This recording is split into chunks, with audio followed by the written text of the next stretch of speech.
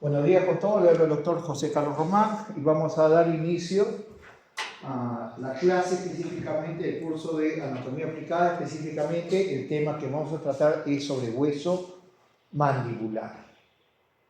Las partes anatómicas óseas más importantes de ese hueso mandibular. Es un hueso que pertenece al sector de la cabeza y que vamos a indicar las características principales de dicho hueso. Primeramente, el hueso mandibular es un hueso impar, ¿no? Es un hueso movible de la cabeza, en la cual vamos a dar inicio a la clase indicada. El hueso mandibular se compone de varias partes. Uno corresponde, lo que corresponde específicamente a la zona del cuerpo mandibular, la zona del cuerpo mandibular, y el otro sector que corresponde a la rama ascendente de la mandíbula, rama ascendente de la mandíbula. La unión del cuerpo mandibular, en relación a la rama ascendente de la mandíbula se da a través de esta zona de este ángulo mandibular o ángulo gónico, en la cual el borde posterior o borde parotidio de la rama ascendente de la mandíbula se une con el borde inferior del cuerpo mandibular a través de ese ángulo mandibular. ¿Por qué decimos borde posterior o borde parotidio? Indicamos borde posterior o borde parotidio porque va a estar correlacionada con la glándula parótida, específicamente en este sector. Sabemos nosotros que la glándula parótida pertenece a las glándulas salivales mayores y es importante tener como referencia este borde que estamos mencionando aquí, el borde posterior o borde parotidio de la rama ascendente de la mandíbula, y está relacionada prácticamente con la zona de la glándula parótida. Asimismo, a nivel de la zona del cuerpo de la mandíbula, está correlacionada con el borde inferior del cuerpo de la mandíbula, en la cual generalmente se va a insertar un músculo muy importante, el músculo platisma o cutáneo del cuello. Entonces son referencias anatómicas muy importantes para tener en consideración cuando se está enseñando. ¿Ok? Asimismo, en la cara externa de la rama ascendente de la mandíbula, estamos indicando bien clara, la cara externa de la rama ascendente de la mandíbula, de ese sector, se correlaciona con un músculo masticador muy importante, que es el músculo macetero. Como nosotros sabemos, el músculo macetero es un músculo netamente elevador, ¿no? Que se inserta en relación a este hueso a nivel de la cara externa de la rama ascendente de la mandíbula. Como este huesito tiene, esta porción ósea tiene rama ascendente, cara externa de la rama ascendente de la mandíbula, aquí nos vamos a encontrar el músculo macetero, también tenemos la cara interna de la rama ascendente de la mandíbula, Esa cara interna de la rama ascendente de la mandíbula vamos a encontrar varios elementos anatómicos. Y sobre todo, en este sector vamos a encontrar, en la parte interna de la rama ascendente de la mandíbula, vamos a correlacionarlo con el músculo pterioideo interno, ¿no? Siempre hay una relación con el músculo pterioideo interno en relación a la cara interna de la rama ascendente de la mandíbula. A nivel de la zona del cuerpo mandibular, también tenemos varios detalles anatómicos a considerar, como la zona de la sínfisis mentoniana, la zona de los tubérculos mentonianos y el agujero mentoniano. Recuerden ustedes muy bien que a nivel de la zona de la sínfisis mentoniana, en el tubérculo mentoniano y a nivel del agujero mentoniano, va a estar gobernado este sector por tres músculos muy importantes. El borla, que está en el centro, el cuadrado, que está en la parte media, y el triangular de los labios. Recuerden que el músculo triangular de los labios generalmente me va a cubrir el agujero mentoniano. Asimismo, en la cara externa de la rama ascendente de la mandíbula, como hemos mencionado, vamos a encontrar el músculo macetero. Pero a nivel del cuerpo mandibular también tenemos la línea oblicuo externa, ¿ve? La línea oblicuo externa de la mandíbula. En esa zona de la línea oblicua externa de la mandíbula vamos a encontrar el músculo bucinador. Recuerden que este músculo bucinador también se va hacia el hueso maxilar, pero ahora lo mencionamos porque solamente tenemos este sector óseo. El músculo bucinador lo vamos a encontrar aquí en este sector, en la línea oblicua externa de la mandíbula. Asimismo, en el borde inferior del cuerpo de la mandíbula, hemos mencionado, tenemos el ángulo mandibular y tenemos aquí una pequeña depresión, ¿no? Que también nosotros podemos indicar la zona del antegonio. En esa pequeña depresión, en ese sector vamos a encontrar a la arteria facial, rama de la arteria carótida externa, y a la vena facial. Vamos a encontrar en esa pequeña escotadura que hemos mencionado. Asimismo, a nivel de la zona del cuerpo mandibular, tenemos esta superficie ósea que está en relación con el hueso alveolar. Este sector que corresponde al hueso alveolar de canino a canino suele denominarse hueso alveolar labial inferior. Es el hueso alveolar, pero que está en relación de canino a canino. Mientras que aquella porción ósea de hueso alveolar que se encuentra entre las premolares y las molares, nosotros vamos a tener al hueso alveolar vestibular inferior. ¿Ok? Y a nivel de esos huesos alveolares, labiales y vestibulares inferior, en ese sector vamos a encontrar a la encía insertada. En ese sector nosotros vamos a encontrar a la zona de la encía insertada. ¿Ok? Volviendo a la zona de la rama ascendente de la mandíbula, tenemos dos porciones óseas en la parte más superior de la rama ascendente de la mandíbula, que es el cóndilo de la mandíbula. Y a nivel de la zona de la apófisis, coronoides. A nivel de la zona del cóndilo de la mandíbula, vamos a encontrar los siguientes detalles anatómicos. Vamos a encontrar un polo externo, un polo interno, y la unión de ambos polos, el vértice del cóndilo de la mandíbula. Este sector del cóndilo de la mandíbula se va a articular con la cavidad glenoidea del hueso temporal, formando una articulación de artrosis bicondilia.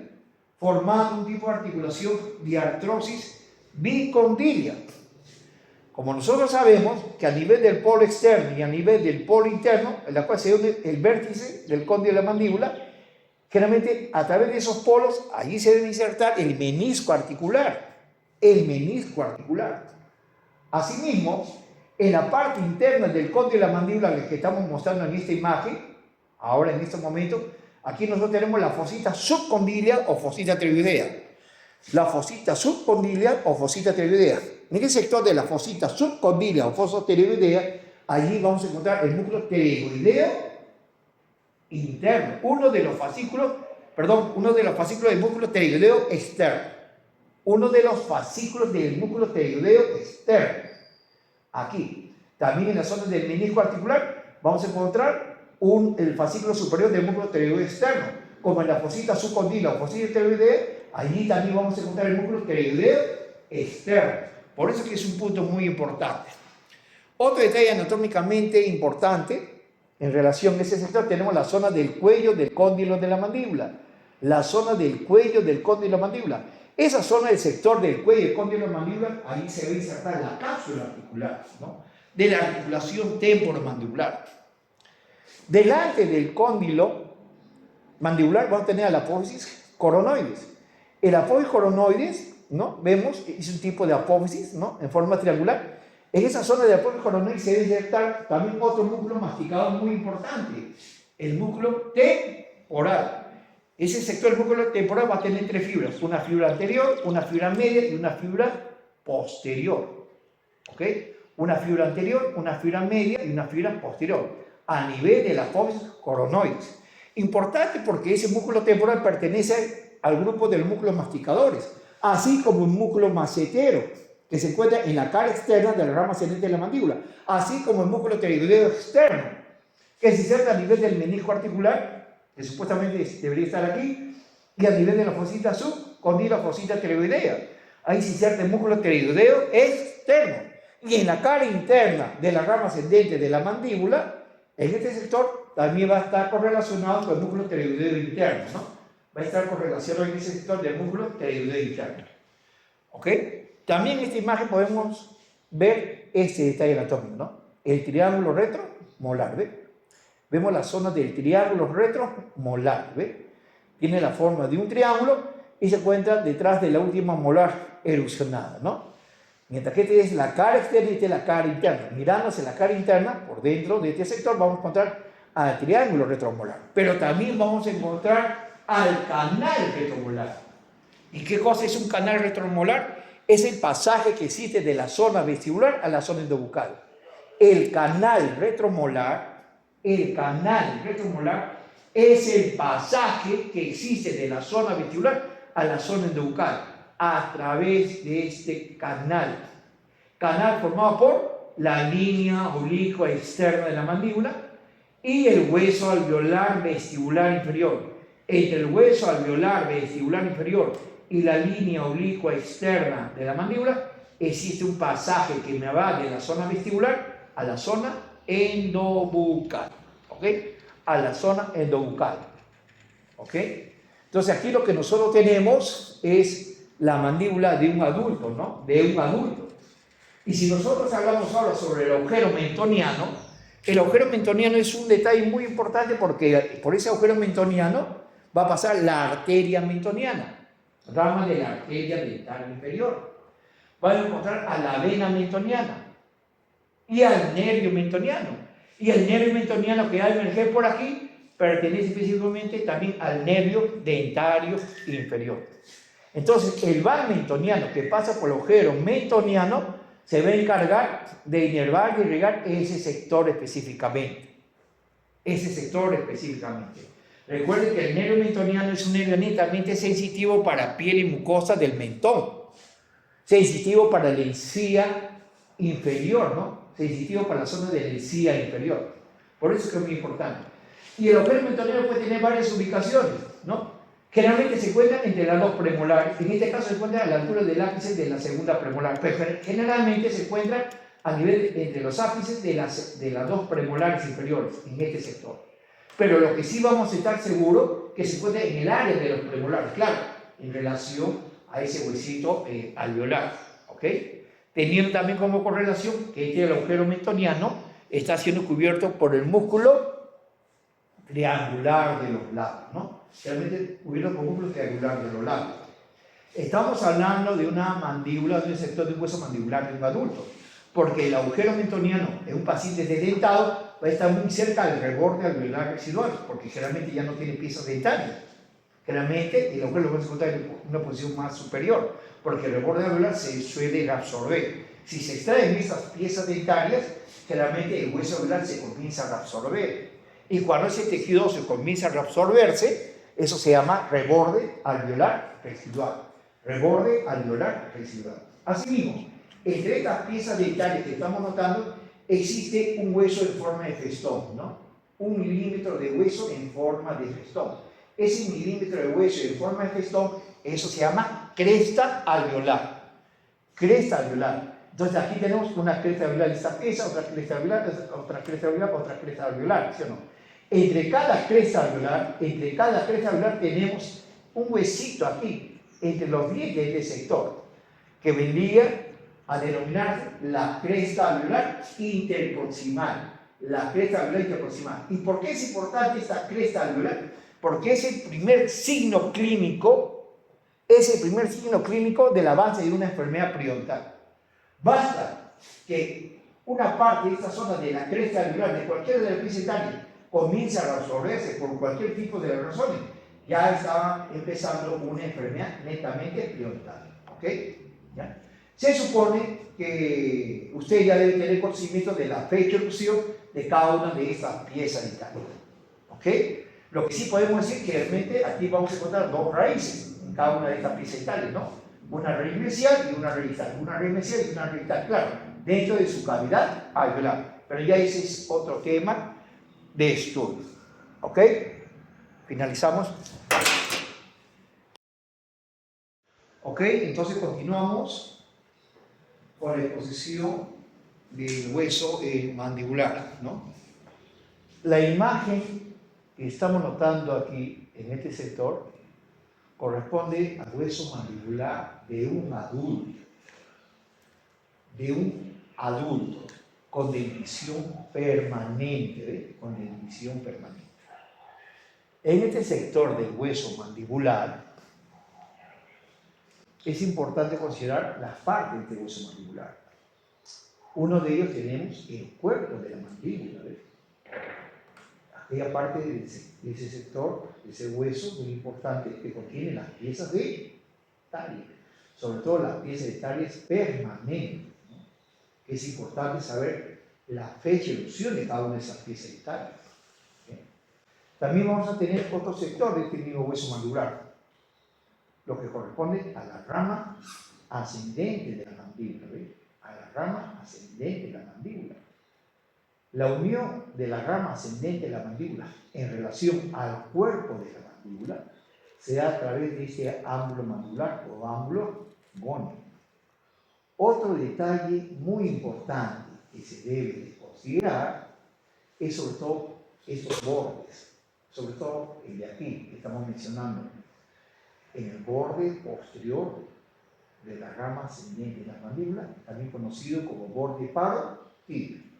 ¿Por qué decimos borde parotídeo? Porque está correlacionada con la glándula parótida.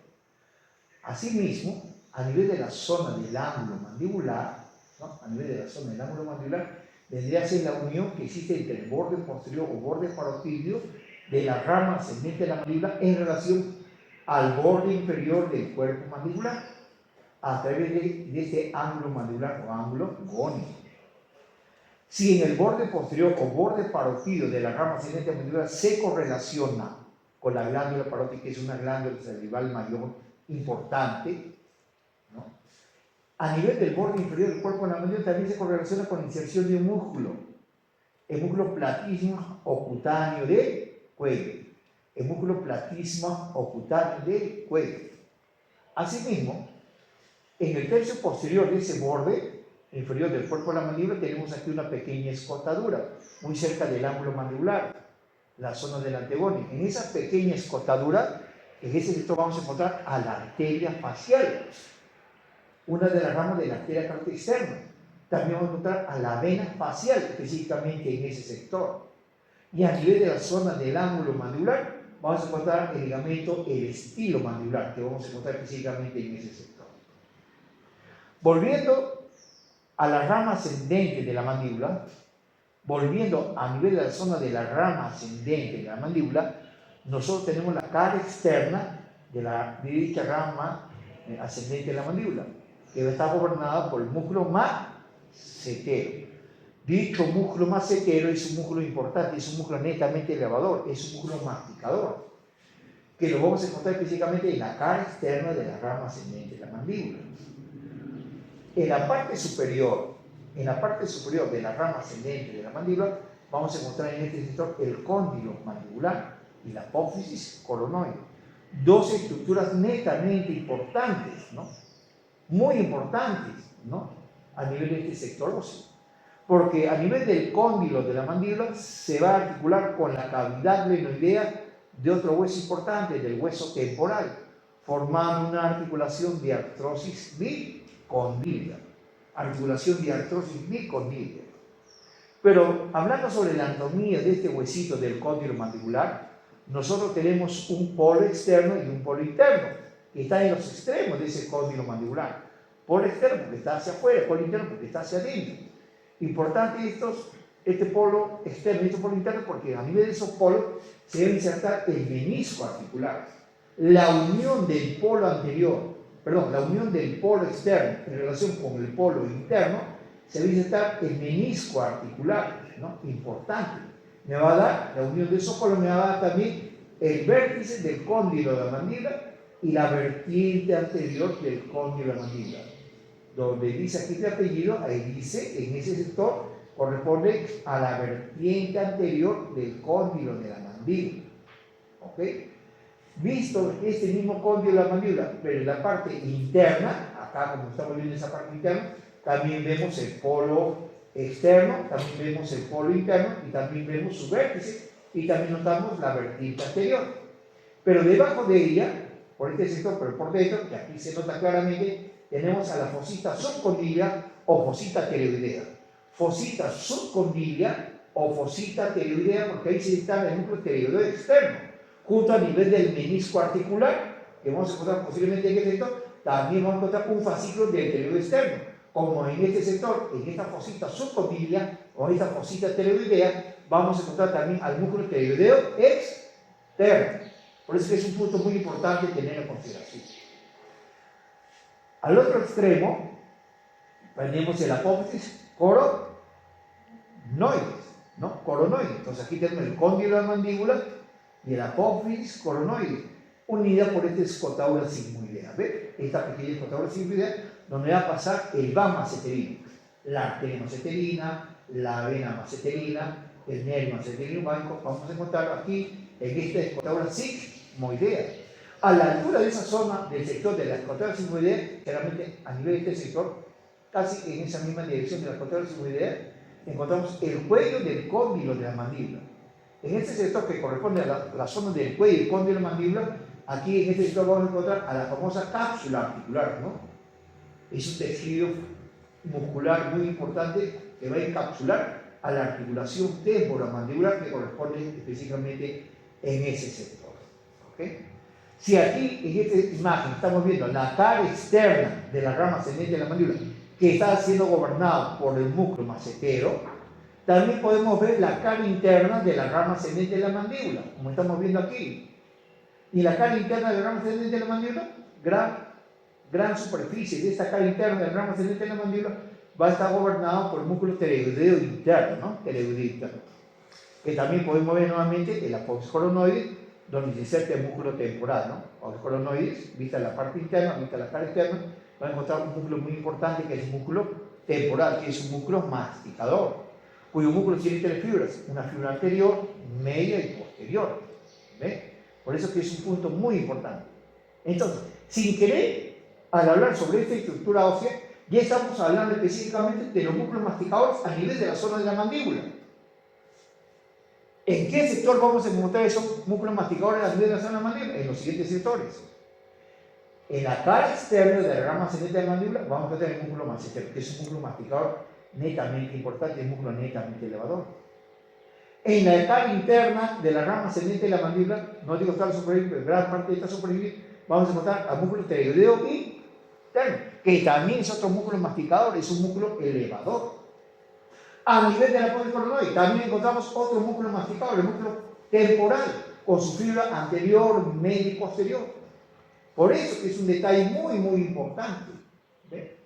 Y el otro músculo, el último músculo masticador importante es el pteroideo externo, que lo vamos a encontrar supuestamente en la parte superior. Vamos a encontrar el menisco, el disco articular, que se inserta en los polos. De aquí va a salir el músculo pteroideo externo. Pero también otro fascículo de pteroideo externo va a salir de este sector, de la fosita subcondila o fosita pterigoidea, que también va a salir otro fascículo inferior del músculo pteroideo externo, que también es un músculo importante, es un músculo masticador netamente. ¿Okay? A nivel del cuerpo de la mandíbula, a nivel de las zonas del cuerpo mandíbula, también tenemos otras estructuras óseas muy importantes que se deben considerar. ¿Como cuál? A la línea oblicua externa de la mandíbula. En este sector de la línea oblicua externa de la mandíbula se inserta un músculo muy importante, importante al momento de soplar, ¿no? En este sector vamos a encontrar al famoso músculo mucinador. ¿Ve? Es un músculo muy importante. Pero en la zona anterior del cuerpo de la mandíbula vamos a tener la zona de la sínfisis mentoniana y de los tubérculos mentonianos. Sínfisis, tubérculo y agujero mentoniano. Sobre esas estructuras que hemos mencionado vamos a encontrar tres músculos. El músculo borla, cuadrado y triangular de los labios. Generalmente el músculo triangular de los labios o depresor del ángulo de la boca generalmente va a estar cubriendo al agujero mentoniano. Mientras que el músculo borla va a estar en el centro. Y en el medio va a estar el cuadrado del mentón. Entonces, en la parte anterior del mentón, donde se encuentra la sínfisis mentoniana, donde se encuentran los tubérculos mentonianos, donde se encuentra el agujero mentoniano, va a estar cubierto por este sector, por este lado, por tres músculos, ¿sí o no? Borla, cuadrado y triangular. ¿Ok? Es un detalle muy importante. Considerando que por el agujero mentoniano va a salir la arteria mentoniana, rama de la arteria dental inferior, el nervio mentoniano, rama del nervio dentario inferior, y la vena de este sector, ¿no? Que me va a inervar y me va a irrigar específicamente este sector. En relación a nervio, solamente me va a inervar piel y mucosa del área indicada. Otra estructura ósea muy importante que se debe considerar es el hueso alveolar, ¿no? El hueso alveolar. Por ejemplo, a nivel de canino a canino, el hueso alveolar que vamos a mostrar aquí suele denominarse hueso alveolar labial inferior. Es donde vamos a encontrar a la encía insertada. A nivel de las premolares y molares en relación al hueso alveolar que cubre en este sector, esto suele denominarse hueso alveolar vestibular inferior. Ese hueso alveolar vestibular inferior, en ese sector también vamos a encontrar a la encía insertada. Por eso es que es muy importante tener consideración en ese sector. Pero vemos que a nivel de ese hueso alveolar existe una pequeña cresta, una pequeña elevación ósea en forma de festón que rodea la pieza dentaria, tanto en los dientes anteriores como en los dientes posteriores, sino que en este sector suele notarse claramente. Es 1 milímetro de hueso que me rodea en forma de festón. Eso suele denominarse cresta alveolar vestibular inferior de la pieza dentaria tal. Igualmente, acá puede haber una cresta alveolar vestibular inferior, porque está a nivel de la premolar. Pero si está a nivel de los incisivos, sería cresta alveolar labial inferior. Importante. La unión de una cresta alveolar de una pieza dentaria y la unión de otra cresta alveolar de otra pieza dentaria va a formar la cresta alveolar interproximal. Detalle anatómico muy importante cuando se hace el diagnóstico de una enfermedad periodontal, ¿no? Muy importante. También considerar la fecha de erupción, ¿no?, de las piezas dentarias y sobre todo las raíces. Nosotros sabemos que la molar tiene 2 raíces, una raíz inicial y una raíz distal. Claro, lo vamos a ver luego en otro tipo de imagen, ¿no? Pero es importante considerar el número de raíces y la disposición de las raíces que se encuentran dentro de la cavidad alveolar. La fecha de erupción de cada una de las piezas dentarias ya es en forma muy particular, en la cual cada uno de ustedes ya debe de tener en consideración. ¿Ok? ¿Ok? En este momento estamos viendo la imagen de la cara interna de la mandíbula, ¿no? En la cara interna de la mandíbula también tiene la misma característica del video anterior que hemos visto, ¿no? Tenemos la zona del cuerpo de la mandíbula que contiene a las piezas dentarias, ¿ve? Cuerpo de la mandíbula que contiene a las piezas dentarias. Y la parte de la rama ascendente de la mandíbula, ¿no? Pero estamos viendo la cara interna del cuerpo mandibular y estamos viendo la cara interna de la rama ascendente de la mandíbula, ¿ve? Que es muy importante, la cara interna. Podemos identificar en relación al video anterior otro detalle anatómico muy importante, como la zona de la apófisis coronoides, donde indiqué hace un momento que ahí se inserta el músculo temporal, que es un músculo masticador importante. También podemos visualizar en esta imagen la zona de la escotadura sigmoidea, donde pasa el vana ceterino, vena, arteria, nervio ceterino. Y lo que vemos con bastante detalle es el cóndilo de la mandíbula, ¿ves?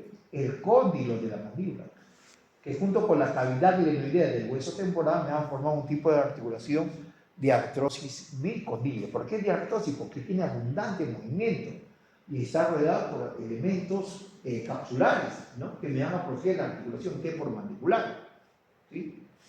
Como hemos mencionado también en la imagen o el video anterior, también vamos a tener en ese sector ciertas características, lo que vamos a mencionar en este momento. Vamos a tener al polo externo y al polo interno del cóndilo mandibular.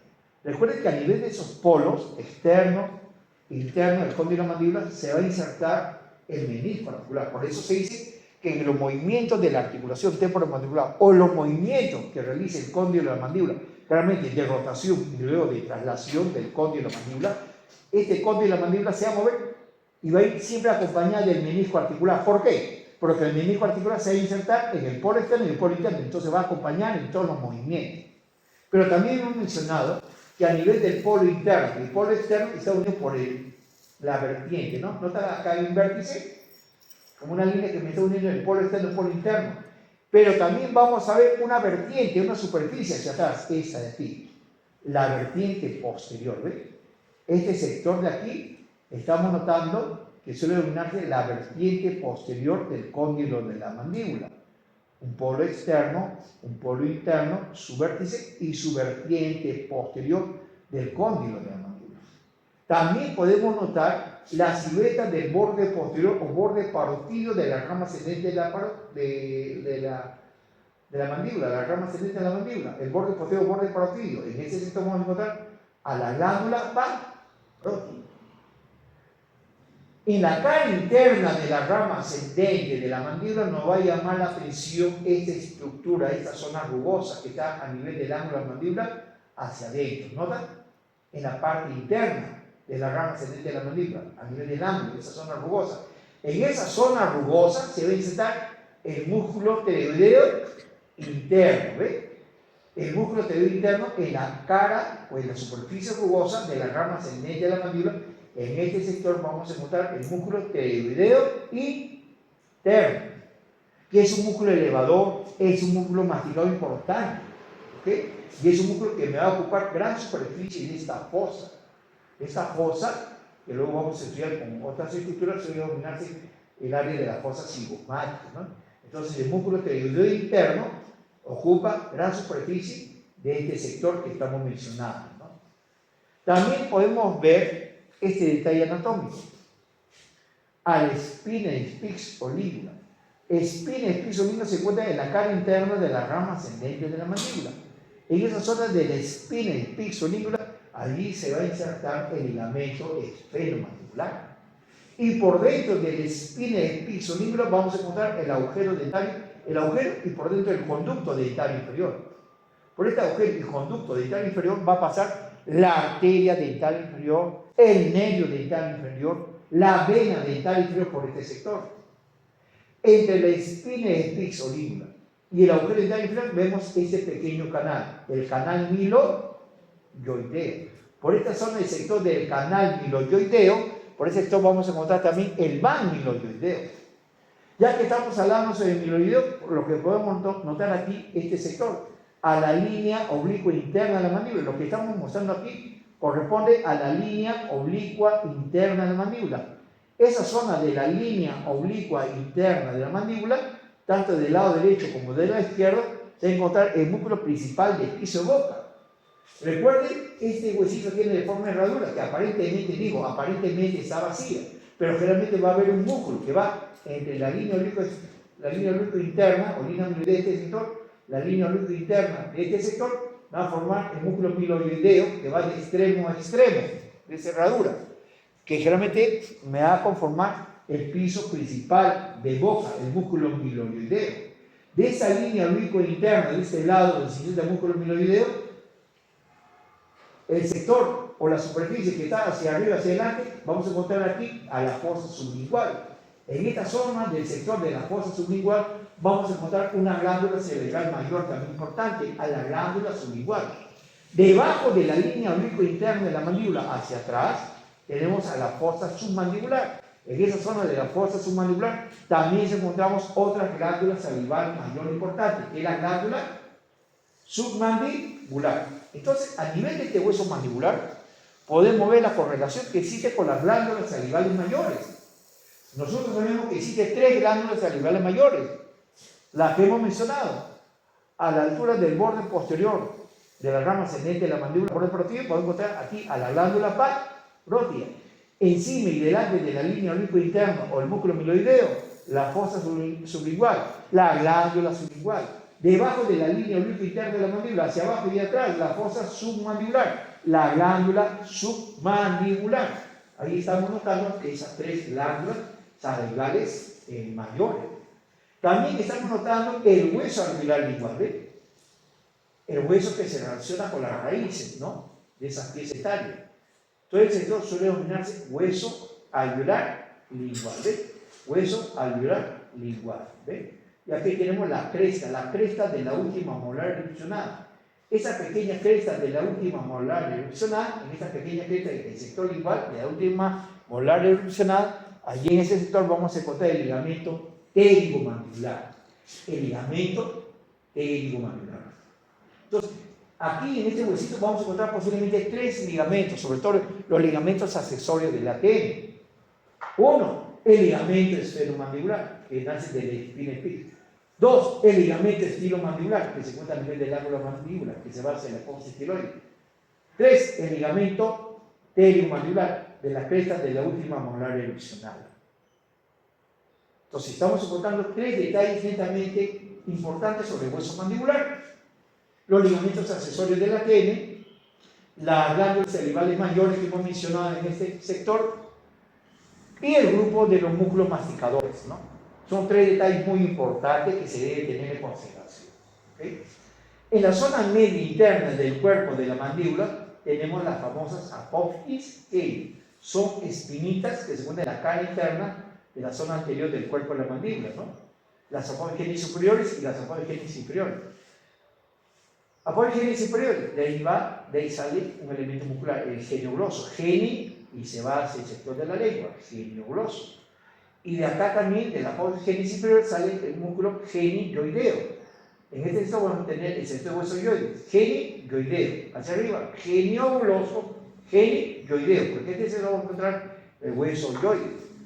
Y en el mismo borde inferior del cuerpo de la mandíbula, acá vamos a encontrar una fosita, la fosita digástrica, para inserción del músculo digástrico del vientre anterior. Para inserción del músculo digástrico del vientre anterior. Entonces, por el momento estamos dando concluido en forma muy resumida sobre la anatomía del hueso mandibular. ¿Ok? Gracias.